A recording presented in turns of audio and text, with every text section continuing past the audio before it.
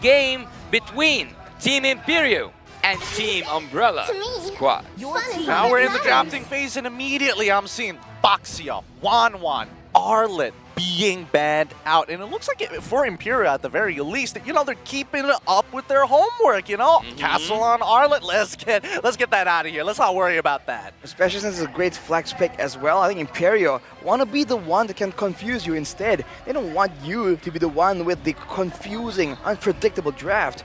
And on that note, by the way, about the sports psychologist, there's a reason why it's called an esports, man. We've seen what how important the mental component is, how the smallest things, like a delay, like a single moment, can really shift your mental perspective, and that has severe implications in the game, and to a degree, even in the drafts right here. So after seeing Umbrella Squad, you have to really wonder if Imperio, they might be a bit too careful, too respectful of some of the playmaking possibilities from Umbrella Squad. Well, I think between those two, so far in the competition, we have something called an Aurora. We had like a really huge discussion, me, you, and Sadafa yesterday about Aurora's picks, Aurora Hero. So, and also on the other side, we have Troublemaker with that Gushan. So I think that in this game particularly, we should expect to see, or like we should expect the unexpected. A lot of weird draft, let's say, but perfectly executed. Yeah, and that's the thing. That's what we want to see from either side, right? It feels like, at least for Umbrella Squad, as aggressive as they get, they're starting to come together as a team, setting up plays as 5 rather than smaller synergies. But if it does get messy, they can revert back to their old ways, as they are mechanically sharp. You have to remember that Fangor here hasn't been, the flashy highlighted player, but he's able to actually read into a lot of the intentions of his opponents so far. So for Imperio, I do feel like the standout player will be Marquinhos. When Marquinhos does well, he is so proactive and he makes the plays happen for his team all the way from the EXP lane. With so many roamers and mid laners kind of going toe-to-toe, the swing in balance in that EXP lane has been and could be the deciding factor in seeing who actually has the tempo in the early game. Well, actually there is a pick that I really do miss throughout this tournament, and because like we are speaking of new picks coming up on international stages, I really miss seeing that Eve, man. Eve had its own time to shine, but why is everyone ignoring her? She still have the ability to have slowdown effect, really good damage output, and huge space to just like make the team fights extend. Honestly, I kind of miss the Eve too, and I think this might just be the situation for it. I'm not going to throw too many predictions out there, but looking at the pharmacist as well as Bruno, I mean, the real-world manipulation is a good way to kind of break temp HP and kind of keep Bruno in the box. I think kiting is the main advantage of a Eve, right? Slows and movement speed boost, and an extra bit of utility, the immobilize from the real-world manipulation. Eve is a personal favorite hero of mine, so the fact that it's coming back in the meta, it got a bit buffed, the Void... was it the Void Crystal? Oh, the Void Crystal, yes, you're now right. it slows even more in the beginning. It's a bit more valid, but with how much mobility and how much divey and how much people flank around here, it's getting a bit more dangerous. But for the side of Umbrella Squad, they think it's still value because they take the physical damage version of the Yves SX. Well, let's have some fun here at the desk. Let's have some guessing competition between us. I think that you both might agree with me that Team Umbrella Squad needs an area crowd control tank, because with such heroes like Charizla and also the Ixia, they need the targets to be stabilized. So, would you expect to see which pick? For me, so far, I think that I would go with the Minotaur. What about you, Gideon? I'm hoping so badly that Lolita gets picked up on the side of Imperial. I want to see a full barrage get reflected back at your own team and a full wipeout. And you? We've seen it before. I think we've seen it before, but very rarely. So it is a very fun sight to see. For the roamers though, right? I think honestly, with the style from these two teams, something with a very quick and fast, unpredictable engage, like a Kufra for instance, can be very beneficial. But credit to you, Yasu, you predicted the Minotaur priority. It's banned away though by Imperio. So I have to pick something else now, right? Go for it. I do have to pick something else. So who is there? Who is there? Area crowd control, Franco's out, you took out Lolita.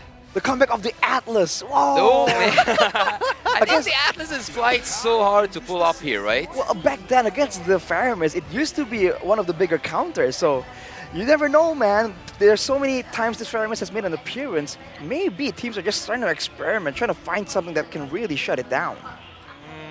I think if that's going to be the case here, then Diggy might be a little bit of a lead, a big lead for some of these teams. And I think especially if you are on the red side, you probably don't want to ban it out. You want to kind of let defender get in his head a little bit, overthink the situation, because right now it's all about engage and disengage in the second half of the ban so far. And speaking of like, what do we miss in this draft? And like I told you, I miss Eve already, and I think that team. Is it actually both teams who miss a tank? Maybe Feramis will like go to the roaming duty, but they go for the Hilda. Maybe the Imperio team was so annoyed by Hilda. It also means that they might go for an assassin, by the way, because that's usually where the Hilda really shines. We've seen it work in various degrees of success. So But if it's gonna be an assassin here, it's gotta be some kind of dive. was it Aurora who took Yisun Shin and he was bullied by the Hilda? Yes, Yeah, I it think was so, it was right? Aurora with the still 100% win rate actually on the Yisun Shin. It might come out here, and it's not a bad idea. No, I'd be so upset. I'd be so very upset if that was the case here. Really? Yeah, But they had the Bruno back then with the Yisun Shin. Agreed. But did they have the Dyrok? Do they also have to ensure the armor shred? Because this is stacking armor shred compared Yeah. to just, I guess you have the worldy, but that's sort of it. Ooh. She flies in. She can do anything except cooking. Angela's here. And she's comboed with the Ute song as well. It's gonna be a bit difficult. Now the Ixia pick is looking kind of vulnerable, man. Even a slight nudge from the Black Dragon form really cancels out that that full barrage as well. So they gotta be really careful in how they really want to start the fight and how much damage they can output before the Black Dragon form becomes a big problem. So now, I think the concern for Imperio is that there's a bit of a split, right? The Feramis can't really dive together, and the Yuzong that might just dive all the way in the backline with the Angela. So for Umbrella Squad, I think crowd control is something they require.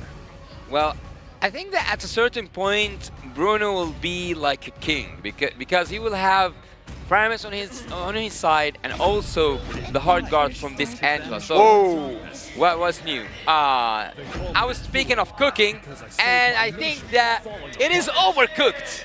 It is overcooked. Let this guy cook. Let this guy cook. Man. Who let Aurora cook, dude? Honestly, he's been in the pressure cooker all this time, and he is famous for his Yishin Shin, but man, let's see whether this team, again, same matchup, it's against the Joy, whether he's going to find that same success. Is it that Florent first appearance? The Florence first appearance for sure. So with that being said, it's a bit more teamfight oriented. I think the concern is that now you have two assassins that can try and duel it out in the mid to late game, but there's that global presence. One is the hard guard, one is the bloom coming in from the Florence. So you have to beg the question, which one is a bit more, which one has more impact? Because the hard guard comes in later, but I think it lasts a lot longer as well, technically. Well, let's find out as we go into our third match of the day here at the M5 World Championship wildcard stage. It's going to be the Umbrella Squad facing off against Imperio. We have seen some quiet games, and I'm saying not quiet games as a lot of games, but really quite silent games without a texture, with that aggressive gameplay at the beginning. There was no kills at a certain games, like almost no kills, 2-1. I don't know, you can correct me, TAA, in a bit, but we want to see some action. We want to see something new happening, because both teams, not actually just Team Imperio, Umbrella, or even Team Imperio, both of them are cooking, as I told you, and I think maybe we'll have another taste this game. For sure, with the Yisun Shin, with the Florin.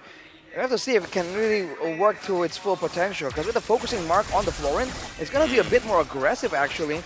And Troublemaker with the signature Joy in the mid lane. Gonna be that landslide. It's double assassin play here, both physical and magical, and look at the penetration stacked up. You're gonna be able to use that to go for a steal here, but with the agilities, Imperio are trying to go for a chase. Ouch, ouch, that hurts, but Morales actually now is a level ahead. Oh, he's not.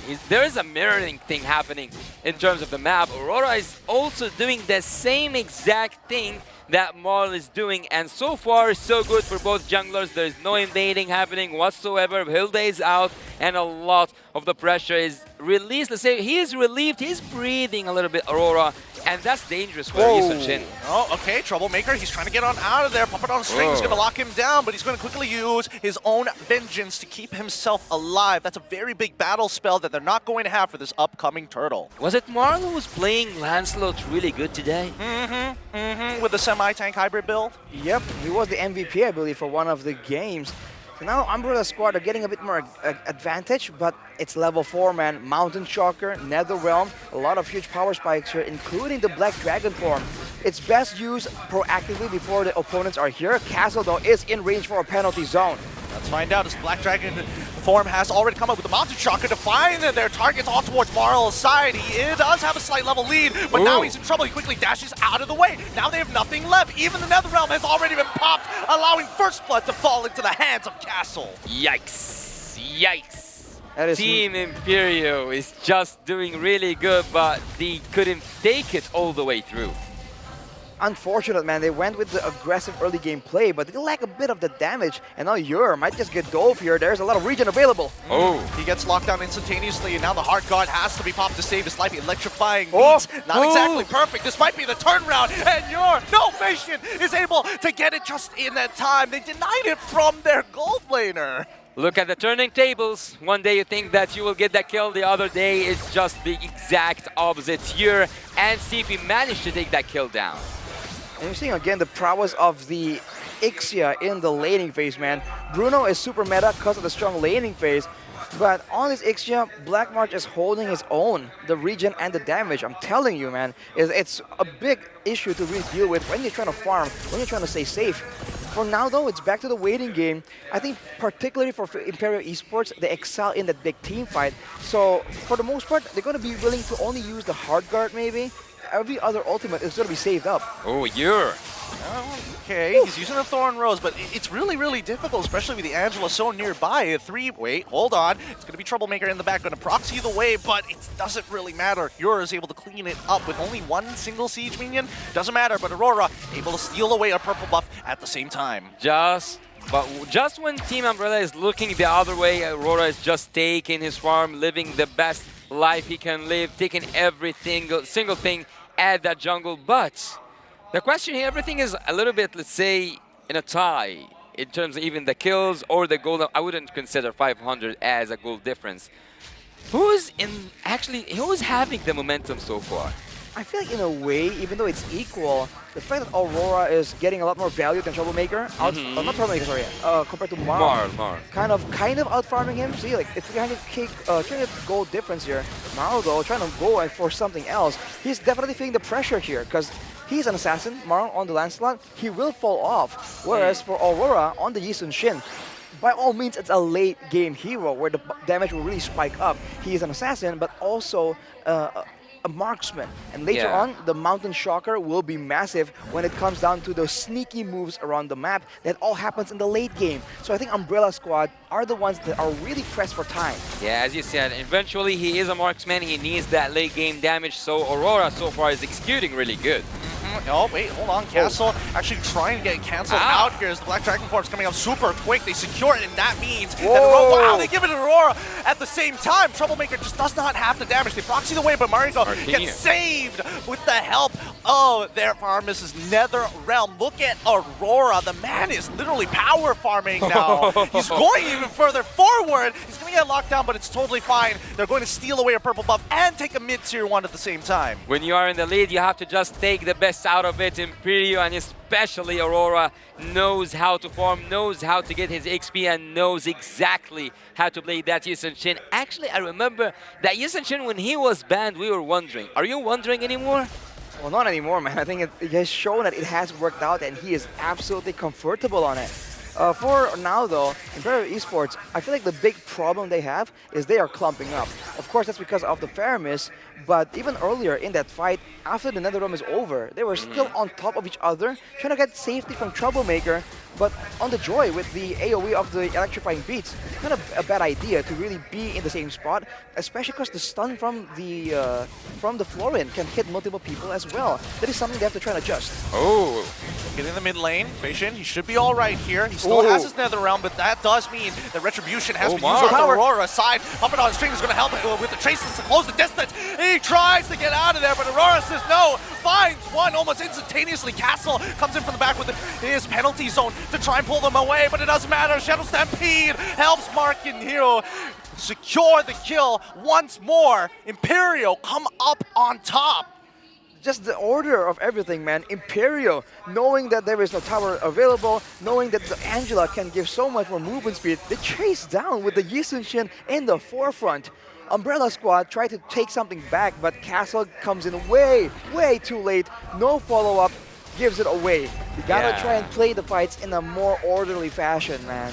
it feels like even though Umbrella Squad are the ones who played today before this game, they are not having that momentum I was expecting. Actually, it is quite the opposite. Wait, Marquino might be in some trouble here. Tries to turn this around, gets hit by the penalty zone, but it really doesn't matter. Even the electrifying beats didn't do enough with the help of the hard gun, and now with the Nether Realm as well, this becomes a 3v3. They're trying their best. Castle will tank as much damage as he can before Marl is able to actually anticipate and try to cut them off. They disengage, keeping them alive, and thankfully, Marl wasn't hit by the Ghostbursters. That might have been bad. Welcome to the zombie land. Welcome to the bot lane. There was literally an unending battle. I was worried that the last Stampede was going to pull Marl back, but it didn't happen. And as a result, Imperio, with their staying power, right, the regeneration, the Nether Realm, they just stayed there and brute forced the turret away. And just like that, Mountain Shocker is popped up. Ooh, the worldie could have been bad. That's just the problem. At every moment, for the most part, Imperio will know where are the members of Umbrella Squad, so they can be a lot more aggressive with the farming, right? Look at where Aurora was farming there, alone on the top side of the jungle. But look at the difference. Look at the difference. Without vision, he wouldn't dare to do that. It's now, it's a, how much is that? 2.5k gold difference, and with the endless battle already built, that's a lot of true damage. And 3 levels away from Marl. Yeah, I mean, they've developed such a large lead at this point that it's going to be tough for Marl to actually keep up with the raw damage that he has, but he is trying to build defensively, right? He is getting the Thunderbelt at the very least. Well, so far, I think that everything's going and everything is aligning towards an Imperio Esports first game. But Umbrella on the other side, we have seen Marl today, and we have seen how good he execute that last node. And so far he's getting so pressured into the jungle, and the jungler only needs one ruler, and that ruler so far is Aurora. He's doing so much damage, he's doing so much, and he's actually threatening to the limit Team Umbrella Squad's chances to go for the next stage. Now Fashion has the Lightning Truncheon, so earlier in the bottom side, no casualties. That's partially due to the regeneration and lack of damage coming in from Imperio. Now with the Lightning Truncheon, it's going to be a bit more dangerous for Umbrella Squad to engage in these trades. But now they're doing the split push with the Angela, and it's a solid strategy, but with assassins available, that could be dangerous. Let's see if it's going to escalate even more, right? We're hoping that at least for Imperio, what's the endgame situation rather than hoping for Umbrella Squad to lose a fight or engage into them, right? What are these win cons from Imperio? What's the way that they're going to be able to crack open high ground? Well, actually, looking that we are already almost towards that late game, maybe we'll see a finish, a potential, but it's so hard because there's a lot of turrets left. I actually neglected, or not neglected, but forgot about here. He was just farming around, having fun, using his balls around, getting farm, getting damage, getting to it. So this guy at some point will be so dangerous. He's about to be even more, but now limit testing coming in from Troublemaker, using his Vengeance and Electrifying Beats to judge how much damage he's able to put onto Aurora's side. Now that he already has the Holy Crystal, you're going to be able to get a Malefic Roar already, and that's going to be the outer turret slowly falling as the second wave of Lord Empowered minions start to crash in. Did you see you're just cut in the back. He was flanking as a Bruno, dude. What is going on? Ouch. Now with the Lord, and the first Lord, not that tough, not quite easy to clear. They're gonna let go of the Lord, let it get taken out, but they take away all the outer turrets and potentially a bottom one here. But no, I think the response is gonna be a bit too dangerous. But Marquinhos, whoa! Oh, whoa! He gets Maybe on top not, of it. Now no. the full barrage as well on top of the penalty zone. Thanks to the Netherrealm, Beijing saves 2 of their members from death. And they're Marquinhos! trying to turn it around with Marquinhos. He finds the Petrify, but it ain't enough. They just get Black Marsh, and now you're able to run forward, auto by auto, foot by foot, step by step. He will give absolutely no ground, and that's 2 inhibitors secured by Imperio. Maybe even the base. Who knows? Maybe even the base. They are now going in and they might finish.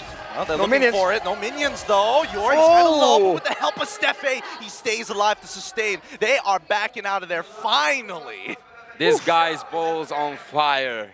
He's literally just beating Team Umbrella, making them pay and making them face the consequences of their actions. Oh, speaking of which, we do see the electrifying beats. It almost kills Patient, but it just isn't Ouch. enough. Aurora easily taking him out, waiting out the vengeance. Late game Yi Sun-shin power, man. And the Bruno as well. Talking about the late game, we've been talking about this Yi Sun-shin as a marksman. But Bruno, look at that. With the help of the Angela, he just stays there against 3 members in the base. Like, what even is that? It's an 8.1k goal difference, and with this next Lord, I believe unless something crazy happens, it might be the end. Umbrella Squad, they gotta try and do something. They do have the full barrage, some AoE, some tools to work around with. They have to surprise, right? Do something, initiate a trap, you know? Well, Umbrella Squad, and this is something that happened by the fans. I've actually seen a fan here supporting Umbrella Squad with a squad, and that's bad luck. Oh, wait, here we go. The fight's already begun, and Marquinhos is looking for an opportunity to get on top of Black Marsh, and he finds it with a furious dive, forcing out the winds of nature almost instantaneously. But look inside in the mid lane. Unfortunately, the wrong target for the hard guard was Aurora. Bob. Patient is trying to get on out there, but Aurora won't let any of this go to waste. He's here for the cleanup. Unstoppable as Black Marsh finally falls, and also Troublemaker. Yeah, they just might take this base down. They have so much damage by now, they can just go in. Penalty Oh. zone, they went hard. They find one, but it's just not enough. The sentry turret, he stands still. His flaming balls are making sure that you don't get the space. Yor does it again to close out this game. Aggressive play to end out the game right there. The hard card to the member that's not in the fight. Creative approach, absolutely, man. Imperio takes game number 1. Yeah, he just like, he came all the way through from the mid lane having the hard guard. He was so trusted that the Angela chose to use the ultimate on him even though he wasn't even in the fight. But what we just saw was incredible, literally incredible. They controlled the game once again, having 2 marksmen and having the almost the same setup, right? Still 100% win rate on the Aurora, dude. Come on, how is that even possible? That is insane. I do wonder, was that a mistake, right? That looks good because they were so ahead, or was it planned? Oh, Yi Sun-shin is way too far. He's the main carry. Let's get in the hard guard so he can get to the fight as fast as possible with the movement speed buff. Well, if he pulled that off, that a long shot? If he actually pulled that off and he came in just taking a Maniac, which was like, I don't see the future, but I was predicting to see that. I was actually looking for an Yi Sun-shin interference and then like hit after hit, hit after hit, and it's a Maniac. Yeah, I thought that was definitely a possibility, but maybe Marquinhos was the guy to get the heart guard, because at least he can hit multiple targets and he's very, very confident to do so. But you notice, as soon as that heart guard just popped onto the Yi Sun-shin, well, I might as well just commit onto Black Marsh at the very least. At least I can force something out of them. And he did, the winds of nature. Yeah, exactly. The Wind of Nature gets used right there, and even though it was looking kind of sketchy, I think Marquinhos absolutely made it work. But of course, the MVP brought to you by the Republic of Gamers. I'll give it up for him. He's cracked expectations time and time again. Well done, Aurora. Absolutely disgusting Yi Sun-shin. He should not be getting away with this. Look at the boss. He was like, he wanted this. He wanted to get a Yi Sun-shin MVP. It is destined, bro. He was ready for this. He knew he was gonna just bring in this Yi Sun-shin back into the meta, maybe even. And man, you can see the confidence in his play as well. He got some low sometimes there, and he just doesn't care. He just keeps going forward, knowing that he can out-damage, knowing that his team has his back. And that kind of trust and coordination is what is required to have such a standout performance on a hero that has so many vulnerabilities, and yet still having so much success. Let's not forget about the smothering in the mid lane, right? When you have Stefe on this Angela, like, yes, he is aggressive, but I think he's playing more of a role where he is making sure that he's slowing down the enemy team. And then in addition to Aurora's Mountain Shocker, he can make some very clean decisions. But actually, I want to see when you walk us through these highlights, how Aurora got so confident that he just goes in, grabs whatever he wants, whether it was like purple buffs, blue, whatever, he just takes. Well, not just him though, the whole team was making outplays left and right, and generally the idea was simple, right? Use the Black Dragon form and go in. The problem is, for the side of, wait, I'm blanking out right now. For the opposition here, they just weren't in the right space at the right time, and they were kind of grouping together, so it's just a lot more difficult for them to actually get something really value. And even here, they get a full duration, full barrage, but the follow-up is kind of lackluster, right? Not everyone jumped in on that opportunity, and as a result, for Imperio, the fact that they have so much regen means they can stay in the fight for much, much longer, and that's exactly what Yu was doing there. Yeah, I think it's difficult to play the game, especially since the early game didn't go in Umbrella Squad's favor, right? The smothering, and then eventually the scaling, and then you come to a point of no return. You're already in too deep, you just gotta roll with the punches. Should we at this point admit that there is an Aurora meta? Aurora meta? Yeah.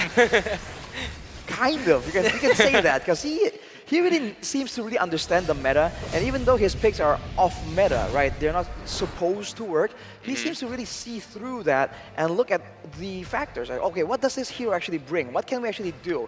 Oh, with the Yi Sun-shin, weak early game, but with enough support, it brings DPS, it brings vision as well. And his farming, though, I think you have to highlight that as well. If you look at the buffs, not all of it was stolen, but the rest of the camps, right, while Marl was just trying to go in and get some of the camps from Aurora's side of the jungle, he was doing the exact opposite. And that is very smart, right? Mirroring the aggressive play, so in a way, it becomes passive instead. They never met in the early game, and in the mid game, once he has some of the items, some of those power spikes, that's where he has that confidence to just go in. Sometimes even 1v1, and the worst case scenario, in comes the hard guard. Yeah, I mean, it's difficult. I think that especially for Umbrella Squad who want to find those like early leads, Imperial, if we're not even talking about the overall team fights, their laners actually played very, very well. They weren't giving away free kills. They weren't offering bad trades at all. They knew and respected their opponents, and by buying this amount of time and basically drafting around what Aurora wanted to pick at the very end, it works out. This is a well-oiled machine. Well, you said that at a certain moment, it was a one-sided game since the start.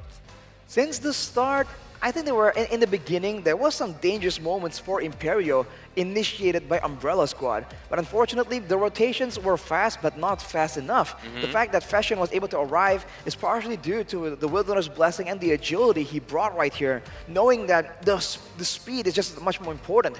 Sometimes we see Pharaohs go for the Inspire for more cooldown, more spells, more Nether Realms. But here, with the fast pace that Imperio plays, he just goes in to ensure that he gets to the right place at the right time. And when he arrives with the Nether Realm, I think the fight in the bottom side is where initially things just took for the worst for Umbrella Squad. It did take a little long for the Umbrella Squad to actually commit to this. And it was like in that same period of like 2 minutes, 2 different attempts at trying to go for the dive onto your side and getting punished by it significantly. Like Yi Sun-shin developed at least a 600 gold lead in that period of time. And if you look at the composition and the items, Fangor on the Florin, not as aggressive, can really help out with the rest of the team when they're trying to match the aggression. Even at the Flash of the Oasis though, when you're that far behind, yeah, the passive triggers, the shield is there, but it just wasn't enough, especially against 2 marksmen, right? And Yor even went with the mana boots to ensure that he can just keep spamming all the spells, knowing that the Angela is going to be there. So in theory, he can just stay on the map indefinitely, because if he gets low, he can lifesteal back up, gets healed by the Angela. If he has no mana, then the boots will do the work. Well, I believe that, if I'm not mistaken, when we saw the Yi Sun-shin being combined with the Bruno by Team Imperio, they had almost the same composition, depending on just the XB laner to take in damage. So they just literally copy-pasted the draft, and I suppose they just changed the XB lane. I think this is what we Is call... that a thing? Well, yes. I think this is what we call variations to it, right? Optimization. Well, I don't know if it was an optimization to a certain degree. It's a little tough. Maybe I need to see a little bit more. Aurora, pick Yishin one more time. I'm begging you. I got to see what you're doing different and why my ranked games aren't looking the same. When in the ranked games, you pick the Yi Sun-shin, you get flamed, bro. I get flamed hard. I'm terrible. It's not an option, man. People will absolutely hound you for it. But in the pro scene, with the right teammates, right, with the right support, 63,000 damage, twice from anyone on the side of Umbrella Squad, despite their aggressive style. I would imagine that if you were in Umbrella Squad's shoes, how would this have changed, right? How could you have changed this particular odds? And more so with the way that the mid lane was kind of smothering every attempt that they had,